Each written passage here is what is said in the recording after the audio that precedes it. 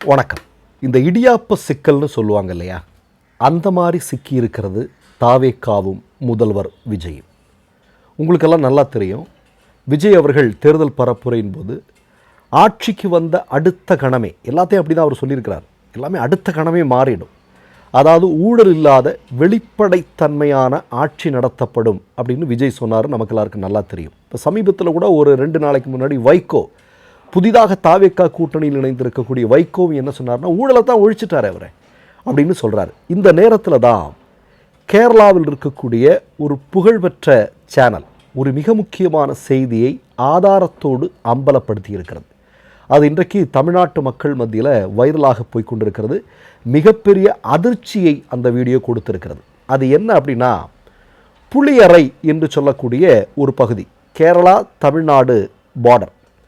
இங்கே ஒரு check post இருக்குது. இந்த புளியறையை ஒட்டி இருக்கக்கூடிய பகுதியில் ஏராளமான கனிம வளங்கள் வெட்டி எடுக்கப்படுகிறது. அப்போது தவறான முறையில் வெட்டி எடுக்கப்படக்கூடிய கனிம வளங்கள் இந்த செக் போஸ்ட் வழியாக தான் தினமும் கடந்து போய் கொண்டிருக்கிறது. அப்போது முறைகேடாக வெட்டி எடுக்கக்கூடிய கனிம வளங்கள் இந்த வழியை பழியாக போச்சு அப்படின்னா காவல்துறையை சார்ந்தவர்கள் என்ன செய்வார்கள், அதை பிடிச்சி சட்டத்துக்கு முன்னாடி நிப்பாட்டுவாங்க. இதுதான் வழக்கமாக நடக்கிறது. ஆனால் என்ன அப்படின்னா, மாதுரூமி என்ன சொல்கிறாங்க அப்படின்னா, இல்லை விஜய் அவர்கள் ஆட்சி பொறுப்பிற்கு வந்ததற்கு பிறகு அந்த புளியரை என்று சொல்லக்கூடிய பகுதியில் சர்வசாதாரணமாக கனிம வளங்கள் கடத்தப்பட்டு கொண்டிருக்கின்றன. அதாவது நீங்கள் அந்த இடத்துல கொண்டு போய் ஒருத்தர் லாரியை நிப்பாட்டுறாரு வைங்க, போயிட்டு அங்கே போய் கொஞ்சம் லஞ்சம் காசு கொடுத்துட்றது, காசு கொடுத்தா அவங்கள அனுப்பிடுறது.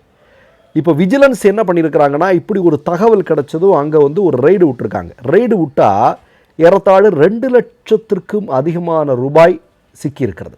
நீங்கள் நல்லா பார்த்துங்க, ஒரு இடத்துல 2 லட்சத்திற்கும் அதிகமான அளவு ஒரு சின்ன ரெய்டு நடத்தும் போதே சிக்கியிருக்கு அப்படின்னா அங்கே எந்த அளவிற்கு ஒரு மிகப்பெரிய அளவிலான முறைகேடுகள் நடந்து கொண்டிருக்கிறது அப்படிங்கிறத நீங்கள் பார்க்க வேண்டியிருக்கிறது. இப்போ விஜிலன்ஸ் இதை கண்டுபிடிச்சதுக்கு அப்புறமும் அது தொடர்ந்து கொண்டிருக்கிறது என்பதுதான் மிகப்பெரிய வேதனை. இதை கையும் களவுமாக அந்த பிரபலமான மலையாள சேனல் இன்றைக்கு வெளி உலகத்திற்கு கொண்டு வந்திருக்கிறது. இப்போ நம்ம என்ன கேட்குறோம் அப்படின்னா, விஜய் அவர்கள் ஆட்சி பொறுப்புக்கு வர்றதுக்கு முன்னாடி அதை பண்ணுவேன் இதை பண்ணுவேன் இப்படி இருக்குது அப்படி இருக்குன்னுலாம் சொன்னவர், அவர் ஆட்சி பொறுப்பிற்கு வந்தவருக்கு அது எதுவுமே அப்படி இல்லை அப்படிங்கிறது நிரூபணமாகி கொண்டிருக்கிறது. ஒன்றும் இல்லைங்க, 2-3 தினங்களுக்கு முன்பு திருச்சியில் நடந்த ஒரு சம்பவம். திருச்சியில் அரசு ஊழியர்கள் ஒரு மிக முக்கியமான போராட்டத்தை முன்னெடுத்திருக்கிறார்கள். இப்போ அரசு ஊழியர்கள் ஒரு போராட்டம் முன்னெடுக்கிறாங்கன்னா அதில் கோரிக்கை என்னவாக இருக்கும்? எங்களுக்கு சம்பள உயர்வு போட்டு கொடு, இல்லையா? இல்லை எங்களுக்கு போனஸ் இது பண்ணு, இல்லை நாங்கள் வேலை செய்யக்கூடிய இடத்துல இது மாதிரியான பல கோரிக்கைகள் தான் அரசு ஊழியர்கள் போராட்டத்தில் பொதுவாக முன்வைக்கப்படும். ஆனால் அரசு ஊழியர்கள் முதலாக ஒரு கோரிக்கையை முன்வைத்திருக்கிறார்கள். அது என்ன தெரியுமா? ரீல்ஸ் போடாத, செயலில் எதையாவது காட்டு. ரீல்ஸ் போடுறதில்ல உங்களுடைய வேலை, செயலில் ஏதாவது செய்யணும் அப்படின்னு சொல்லிட்டு முழக்கத்தை முன்வைத்து அரசு ஊழியர்களே போராடி இருக்கக்கூடிய ஒரு மிகப்பெரிய போராட்டம் திருச்சியில் நடந்திருக்கு. எல்லாமே ரீல்ஸ் தானே. நீங்கள் பாருங்கள், எல்லாமே ரீல்ஸ். ஒன்றும் இல்லைங்க, இன்றைக்கு காலைல ஒரு செய்தி பார்க்குறேன். இப்போ நாளைக்கு முதல்வர் விஜய் கரூருக்கு போகிறாரு. அவர் ரோடு ஷோ நடத்த போகிறாராம். அந்த ரோடு ஷோவுக்காக ஏறத்தாழ 6500க்கும் அதிகமான காவல்துறையினர் அவருடைய பாதுகாப்புக்காக அங்கே கொண்டு வரப்படுகிறார்களாம். நான் என்ன கேட்குறேன், அரசியல்வாதி எப்போதுமே எளிமையாக இருக்க வேண்டும், இல்லையா? ஏன்னா உங்களுக்கு தெரியும், விஜய் அவர்கள் ஆட்சி பொறுப்பிற்கு வந்ததற்கு பிறகு தமிழ்நாட்டில் சட்ட ஒழுங்கு எப்படி இருக்குது அப்படின்னு. இப்போ நேற்றைக்கு கூட தினகரன் அவர்கள் பட்டியலிட்டு சொல்கிறாரு, அப்படி இப்படி இந்த மாதிரின்னு சொல்லிட்டு ஒரு நீண்ட பட்டியலில் ஒரு 2 நாட்கள்லேயே காவல்துறையினர் மீதே தாக்குதல் நடத்தக்கூடிய அளவிற்கு சட்ட ஒழுங்கு சந்தி சிரித்து கொண்டிருக்கிறது. இப்போ இந்த நேரத்தில் 6500 காவல்துறையினர் விஜய்க்கு பாதுகாப்புக்காக அங்கே போகிறாங்க அப்படிங்கிற மாதிரியான செய்திகள்லாம் வருது. இப்போ நாம் என்ன கேட்குறோம், ஆட்சி பொறுப்புக்கு முன்னாடி அவருடைய ரசிகர்கள் எல்லாம் சொன்னாங்க என்னென்னா, அவர் என்ன அவர் காசுலே எல்லாத்தையும் பண்ணிப்பார், அவர் அந்த அளவுக்கு சிம்பிளான மனிதர், அப்படி இப்படின்னெல்லாம் ஒரு கதையை கட்டினாங்க. ஆனால் அதெல்லாம் கிடையாது அவருடைய ஆட்சியில் அப்படிங்கிறது இன்றைக்கு நிரூபணமாகி கொண்டிருக்கிறது. ஒன்றும் இல்லைங்க, ஆட்சி பொறுப்பிற்கு இன்றைக்கு 50-60 2 மாதம் ஆக போகுது. இன்றைக்கு வரைக்கும் மின்வெட்டு சரி செய்யப்பட்டிருக்கிறதா? இப்போ காஞ்சிபுரத்துலேயும் பாலவாக்கத்துலலாம் நீங்கள் பார்த்தீங்கன்னா தொடர்ந்து 7 மணி நேரம் மின்வெட்டால் மக்கள் அவதியுற்று மிகப்பெரிய போராட்டத்தை முன்னெடுத்து கொண்டிருக்கிறார்கள். சில ஊடகங்கள் மட்டும்தான் இதை காட்டிக்கிட்டு இருக்கிறாங்க. இப்போ சில ஊடகங்கள் என்ன சொல்கிறாங்க, நீங்கள் பார்த்தீங்கன்னா தெரியும், நேற்றுக்கு அரசு மருத்துவமனையில் எக்மோர் ராஜீவ்காந்தி அரசு மருத்துவமனைக்கு முதல்வர் விஜய் அவர்கள் சென்றிருக்கிறார். அங்கே குழந்தைகளை அவர் புதிதாக பிறந்த குழந்தைகளை எடுத்து பார்க்குறார்.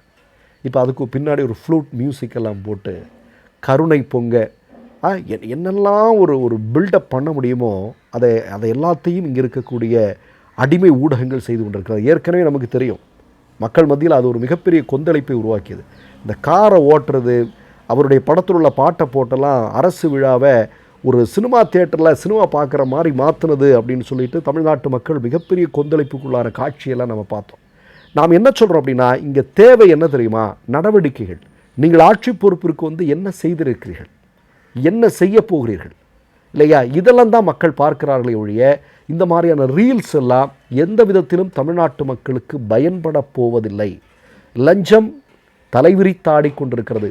பாருங்கள், புசி ஆனந்த் மேலேயே 30 லட்சம் ரூபா வாங்கிட்டு அரசு வழக்கறிஞர்கள் நியமனம் தொடர்பான விஷயங்களில் ஒரு மிகப்பெரிய வழக்கு பதிவு செய்யப்பட்டிருக்கிறது. நான் என்ன கேட்குறேன்னா, இந்த மாதிரி அமைச்சர்களின் மீது அல்லது தாவேகா பிரமுகர்களின் மீது குற்றச்சாட்டுகள் வரும்போது அது குறித்து விஜய் அவர்கள் வாய்ப்பே திறக்கிறதே இல்லை. அது குறித்து நடவடிக்கை எடுக்கிறாரா? இல்லை. பட்டியல் போடலாம். ஸ்ரீவைகுண்டம் எம்எல்ஏலேருந்து விஸ்வநாதன் அமைச்சர்லேருந்து நிர்மல்குமார் மேலே ஒரு நிலம் தொடர்பான வழக்கு, இப்படி எக்கச்சக்கமாக நம்ம சொல்லிக்கிட்டே போகலாம். ஆனால் ஏதாவது நடவடிக்கை இருக்கிறதா? இல்லை. ஆனால் ரீல்ஸ் போடுறது மட்டும் எந்த விதமான பஞ்சமும் இல்லை. ரீல்ஸ் தமிழ்நாட்டு மக்களுக்கு சோறு போடாது, தமிழ்நாட்டு மக்களுக்கு நிம்மதியை வரவழைக்காது, தமிழ்நாட்டினுடைய பிரச்சனைகளை ரீல்ஸ் ஒருபோதும் தீர்க்காது. 60 நாள் ஆயிடுச்சு, இன்னும் அது புரிஞ்சுக்கல அப்படின்னா ரொம்ப கஷ்டம்தாங்க. மற்றொரு நிகழ்வில் சந்திப்போம். நன்றி, வணக்கம். 3 யூடியூப் சேனல்கள் வியாபாரத்திற்கு இருக்கிறது. தேவைப்படுபவர்கள் இந்த எண்ணுக்கு தொடர்பு கொள்ளுங்கள். மை நேம் இஸ் ரெட் சேனலை சப்ஸ்கிரைப் பண்ணிக்கோங்க. அதுக்கப்புறமா பக்கத்தில் இருக்கிற ஜாயின் பட்டனை கிளிக் பண்ணீங்கன்னா ஒரு நியூ பேஜ் ஒன்று ஓப்பன் ஆகும். அதுலேயும் ஜாயின் பட்டனே கிளிக் பண்ணிக்கோங்க. அதில் பார்த்தீங்கன்னா credit R debit card options இருக்கு. இதில் உங்களுக்கு விசா, மாஸ்டர் கார்டு, ரிப்பே அப்படின்னு 3 ஆப்ஷன்ஸ் கொடுத்துருக்காங்க. அதில் நீங்கள் எந்த கார்டு சூஸ் பண்ணுறீங்களோ அந்த கார்டோட நம்பர் என்டர் பண்ணிக்கோங்க. அப்புறமா கார்டோட வேலிடிட்டி மந்த் அண்ட் இயரை டைப் பண்ணிக்கோங்க. அடுத்தபடியா உங்க கார்டோட பின்னால சிவிசி கோடுன்னு சொல்லிட்டு 3 நம்பர்ஸ் கொடுத்துருப்பாங்க. அந்த நம்பரை இதில் என்டர் பண்ணிக்கோங்க. அப்புறமா அட்ரஸ் அண்ட் இன்ஃபர்மேஷன் என்டர் பண்ணிட்டு பைங்கிற பட்டனை கிளிக் பண்ணிக்கோங்க. ஒருவேளை உங்க கார்டு நம்பர் இன்வாலிட்னு காமிச்சிச்சுன்னா உங்க கார்டுல இன்டர்நேஷனல் யூசேஜை எனேபிள் பண்ணுங்க.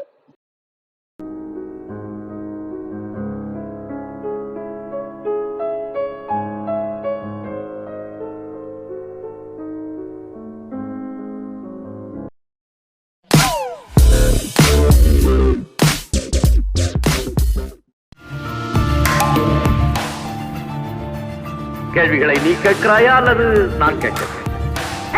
நீ கேட்காத, நானே கேட்கிறேன். எனக்கு கேட்கலாம் தெரியும்.